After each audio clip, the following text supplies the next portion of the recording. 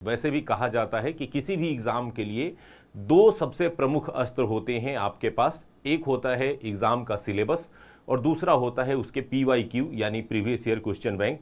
लेकिन अगर हम लोग ADO की बात करें तो ये पहला बार एग्ज़ाम हो रहा है, तो इसलिए आपके पास previous year question bank ADO नाम से तो नहीं मिलेगा, लेकिन जो BPSC के प्रीवियस ईयर बैंक है वो आपके काम आ जाएगा। बिकॉज एग्ज़ाम कहीं ना कहीं BPSC के द्वारा लिया जा रहा है, तो पैटर्न में प्रश्नों की प्रवृत्ति लगभग उसी आसपास में देखने को मिल जाएगी।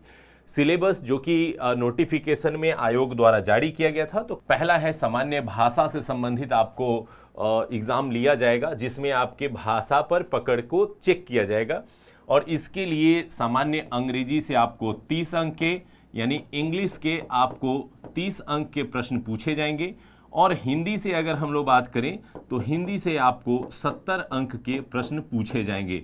और टोटल अगर दोनों मिलाते हैं तो 100 अंक के प्रश्न पूछे जाएंगे, जो कि ऑब्जेक्टिव होगा। और कुल इस प्रश्नों को पास करने के लिए आपको 30% मार्क्स लाने होंगे इन बोथ लैंग्वेज।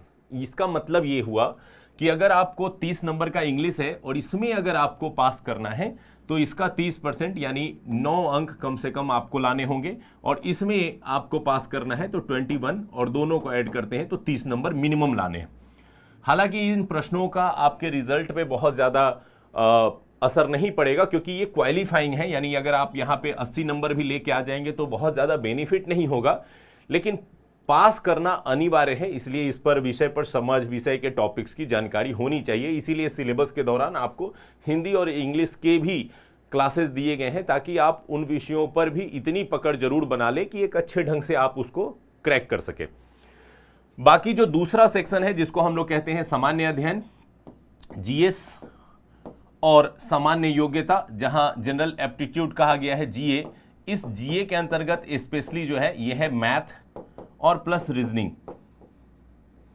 तो ये जो दो सेक्शन है ये सबसे ज्यादा इंपॉर्टेंट है। क्यों इंपॉर्टेंट है? क्योंकि पूरा रिजल्ट आपका टिका रहेगा इसी विषय पे। जो GS है यहां से ऑब्जेक्टिव नेचर के ही 100 प्रश्न पूछे जाएंगे, 2 घंटे का समय दिया जाएगा, और ये 100 मार्क्स में से आपको ज़्यादा से ज़्यादा लाने हैं। यहाँ पर आपको रिजल्ट लाने के लिए जितने ज़्यादा मार्क्स होंगे उतना ज़्यादा अच्छा होगा। मुझे लगता है कि कम से कम 75 को टारगेट करके, 80 को टारगेट करके आप चल सकते हैं कि मैं इतना लाने का प्रयास करूँगा।